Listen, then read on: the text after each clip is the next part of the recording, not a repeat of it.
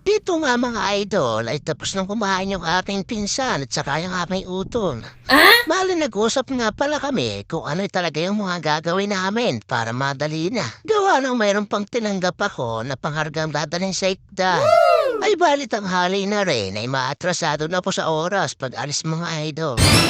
Hoy, hindi pa, maagap pa. Parang baliw. So,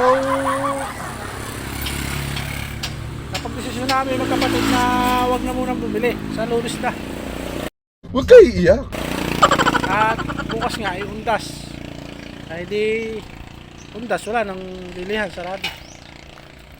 Ay mga undas. Kasi Sabado, Linggo, walang pasok. Lunes na. So baka Lunes na tayo bumili ng pyesa. Na bibilihin. Dahil maghahabal na lang muna tayo mga idol. Sayang din naman yung ating isang araw. At maatrasado din. Wala yung pyesa na iba. Hindi ko alam kung saan nangalagay doon. Eh baka kung ano matapot natin doon pyesa, hindi natin mabili. Huwag kayo iiyak. Huwag kayo iiyak. So, hindi na muna tayo luluwas ng pami. Ito na lang muna tayo. Magbiyahe na lang muna tayo. So hanggang dito na lang muna yung ating inaabangan kung saan tayo pupunta, yung papabiling pyesa. So hanggang dito na lang muna yung ating vlogs mga idol. Woo! Thank you for watching and goodbye.